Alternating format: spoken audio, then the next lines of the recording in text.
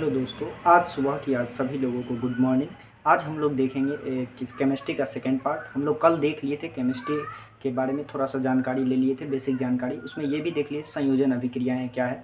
आज हम लोग देखेंगे उसका सेकेंड पार्ट।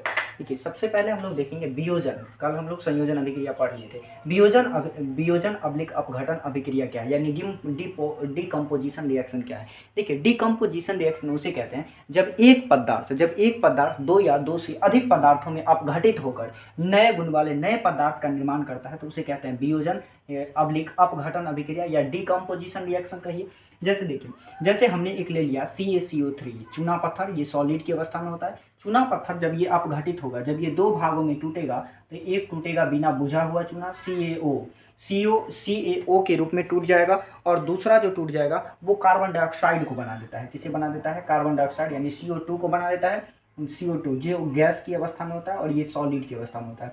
देखिए, ये चूना पत्थर, ये इसका नाम क्या है? तो इसका हम चूना पत्थर भी कहते हैं या संगमरमर भी कहते हैं। क्या कहते हैं? संगमरमर भी कहते हैं। इसे कहते हैं बिना बुझा हुआ चूना, बिना बुझा हुआ चूना, बिना बुझा हुआ चूना या इसे कली चूना भी कहते हैं। जबकि एक कली चूना ये बिना बुझा हुआ था, जबकि एक आता है बुझा हुआ चूना, जिसे कहते हैं COH का होल ट्वाइस। इसके द्वारा जो हम घर की पुताई करते हैं या चुनाई करते हैं, तो ये घर की पेंटिंग में काम आते हैं। तो ये वियोजन अभिक्रिया समझ गए। अब फिर समझते हैं हम लोग दूसरा अवक्षेपण अभिक्रिया, उष्माक्षेपी अभिक्रिया। उष्माक्षेपी अभिक्रिया किसे कहते हैं? तो वह रासायनिक अभिक्रिया जो उष्मा को अपक्षेप करता हो, यानी उष्मा को बाहर निकालता हो, यानी उत्सर्जन करता हो, तो उसे क्या कहेंगे? अब उष्माक्षेपी अभिक्रिया।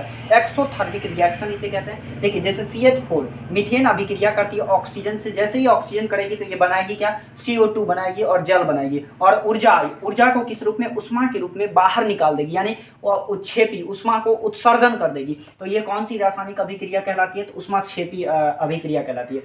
तो अगला है उष्माशोषी अभिक्रिया। उष्माशोषी का मतलब होता है शोषण करना, है मतलब ग्रहण करना। देखिए, उष्माशोषी अभिक्रिया या इसे इंग्लिश में एंडोथर्मिक रिएक्शन कहते हैं। वैसे बेरियम हाइड्रोक्साइड का जो है NH4Cl के साथ जैसे ही अभिक्रिया कराते हैं, ये बन जाता है BaCl2 और NH3 बनता है, और 10H2 10 अणु जल का बनता है, और ऊर्जा को क्या करता है? तो ऊर्जा का शोषण कर लेता है, ऊर्जा को अपने अंदर ही रख लेता है। तो इसे क्या कहते हैं? उष्माशोषी अभिक्रिया कहते हैं। देखिए, अब समझते हैं विस्थापन अभिक्रिया। विस्थापन अभिक्रिया मतलब डिस्प्लेसमेंट रिएक्शन। डिस्प्लेसमेंट रिएक्शन बहुत ही इंपॉर्टेंट है। देखिए, ये विस्थापन अभिक्रिया क्या होता है? विस्थापन का सिंपल मतलब समझिए कि इसमें वैसे मतलब जो अधिक क्रियाशील तत्व होगा, क्रियाशीलता श्रेणी में जो सबसे ऊपर होगा, वो जो है कम क्रियाशील तत्व को उसके स्थान से हटा करके और ये अपना स्थान ग्रहण कर लेगा, तो इसे क्या कहेंगे? विस्थापन अभिक्रिया कहेंगे। या सिंपल समझिए कि जब कोई पतले आदमी मोटा आदमी के साथ रहेगा, तो मोटा आदमी उस पतले आदमी को उठा करके फेंक देगा उसके जगह से, और अपना जगह उसके स्थान पर ग्रहण कर लेगा, तो वो भी एक प्रकार का कौन सा अभिक्रिया है? तो विस्थापन अभिक्रिया। जैसे देखिए, लोहा का अभिक्रिया हम करा दिए CuSO4 से, तो इससे ज्यादा क्रियाशीलता श्रेणी में इससे कॉपर से ज्यादा अभिक्रियाशील तत्व जो है, जो कौन सा है? लोहा है। तो लोहा क्या करेगा? कॉपर को यहां से उठा देगा और SO4 के साथ अपना स्थान ग्रहण कर लेगा इसके स्थान पर। तो देखिए, Cu को हटा दिया, बाहर कर दिया, और इसके साथ FeSO4 अभिक्रिया करके बना दिया, अपना स्थान ग्रहण कर लिया। तो यह कौन सी अभिक्रिया कहलाएगा? विस्थापन अभिक्रिया। अब विस्थापन अभिक्रिया जो है दो प्रकार का होता है। एक को कहते हैं एकल विस्थापन अभिक्रिया, एकल विस्थापन अभिक्रिया, एकल विस्थापन अभिक्रिया। एकल विस्थापन अभिक्रिया किसे कहेंगे? तो इसे इंग्लिश में कहते हैं single displacement reaction, single displacement reaction,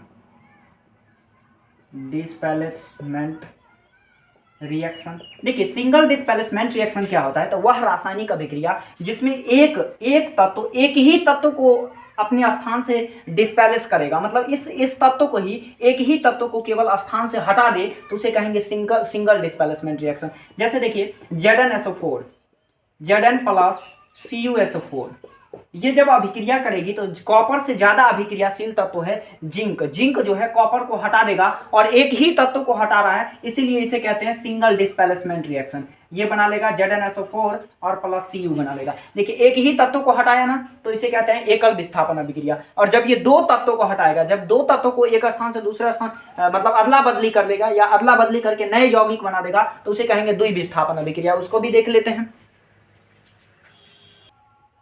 ठीक है। द्विविस्थापन अभिक्रिया, द्विविस्थापन अभिक्रिया जब दो तत्वों का स्थान बदल करके या अदला बदली कर करके जो यौगिक बनाएगा तो उसे क्या कहेंगे, द्विविस्थापन अभिक्रिया। जैसे देखिए Na2SO4 जो है ये क्लोरीन को यहाँ से हटा, बेरियम को यहाँ से हटा करके क्लोरीन के साथ अपना अपना जगह बना लिया, यानी अपने दोनों अभिक्रिया करके बना लिया, NaCl बना लिया।